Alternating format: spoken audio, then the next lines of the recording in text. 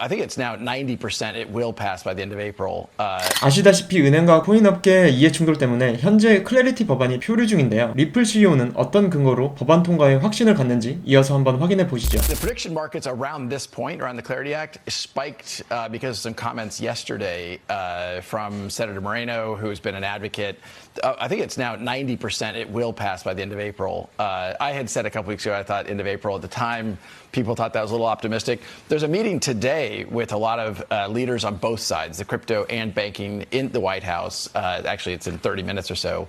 Ripple's chief legal officer is representing kind of Team Ripple there. But the White House is pushing hard on this. 예측 시장 폴리마켓에선 70% 정도로 법안 통과 가능성을 보고 있네요. 시장은 리플 CEO만큼 확신을 하고 있지 않지만 긍정적으로 보는 것 같아요. 은행에서 반대가 심하지만 확실한 건 트럼프 행정부가 이 법안을 강하게 밀고 있다는 거예요. 클래리티 법안이 통과만 된다면 비트코인보단 알트코인의 가격이 펌핑이 될 거라 보는데요. 비트코인은 이미 ETF도 있고 증권이 아닌 상품이라는 게 명확하거든요. 그에 반해 알트코인은 아직은 법적으로 증권 여부가 가려지지 않은 상황이라 투자를 망설이고 있는 기관들이 많거든요.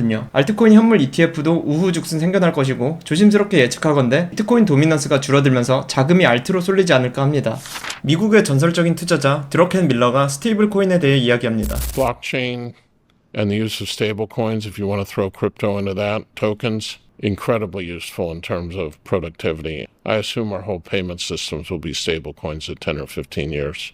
Efficient, quicker, cheaper. 수많은 투자자들도 투자에 대해 일가견이 있는 드러켄 밀러도 스테이블 코인의 붐에 대해 이야기하네요. 그런데 이런 뷰를 가진 게 투자자들 뿐일까요? 마스터카드가 스테이블 코인 회사를 인수했다고 합니다. 자세한 내용 들어보시죠. It's an interesting move for this sort of more traditional financial player to move into the digital asset space, and in particular as it pertains to stablecoin technology. You know, you think of Visa and MasterCard, these very traditional payment rails, as kind of sticking to their lane, if you will, but really that's not the case anymore. They're very much trying to kind of position themselves to take advantage of these different forms of payments, whether they're stablecoin technology, whether it's stablecoin, whether it's digital assets across the board. That's what they're trying to do here. 스테이블 코인이 많은 사람들에게 사용되면 수혜를 받는 코인은 도대체 무엇이냐? 저는 거의 모든 코인에게 적용되는 호재라고 생각해요. 블록체인상 스테이블 코인의 양이 늘어나면 코인을 언제든지 구매할 수 있는 총알의 양이 늘어난다고 보는 거죠. 굳이 하나를 꼽자면 이더리움이 많은 혜택을 받지 않을까 생각해요. 스테이블 코인의 전송이 늘수록 이더리움의 가스비 수익이 늘어나고 이는 곧 이더리움 자체 코인 가격의 구조적인 상승으로 이어질 테니까요.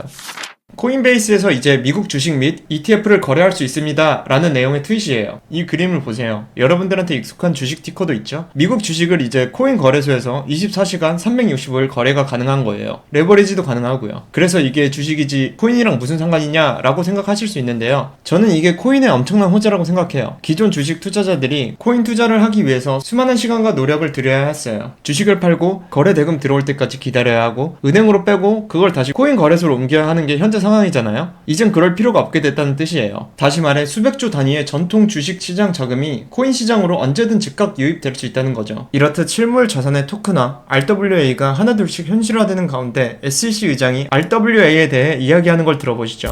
Are the major banks and the brokers out there today moving increasingly toward tokenization? Oh, absolutely. And it's the way the world will be, here in the, maybe not even in 10 years, maybe even a lot less time, maybe a couple of years from now. So I think that all of this modernization of the markets, I think, is good. And the trouble that we've seen here over the past few years is that, the SEC, unlike historically, it never was necessarily at the vanguard of pushing new innovations. It was always, a little bit behind the market, of course. But here recently it's been almost standing athwart the marketplace, and as it's as all these new innovations were coming about. So that's no more. We're actually embracing it, and I believe that we need to be embracing it to keep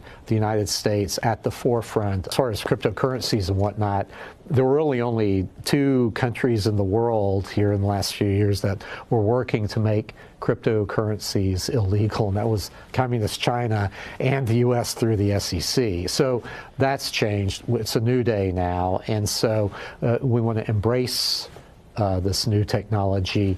이미 코인베이스의 토큰화된 주식을 통해 보셨다시피 RW의 사례가 실제로 생기고 있어요. 저는 이게 시대의 흐름이고 앞으로 세계가 이 방향으로 나아갈 거라고 봐요. 그리고 SEC 의장이 얘기했듯이 과거에는 미국도 중국도 코인에 대해 반대했지만 현재의 미국은 이제 완벽히 돌아섰죠. 만약 중국도 그런 길을 걷는다면 저는 언젠간 그렇게 될 거라고 보거든요. 그때 유입될 자금 흐름은 아마 상상을 초월할 겁니다.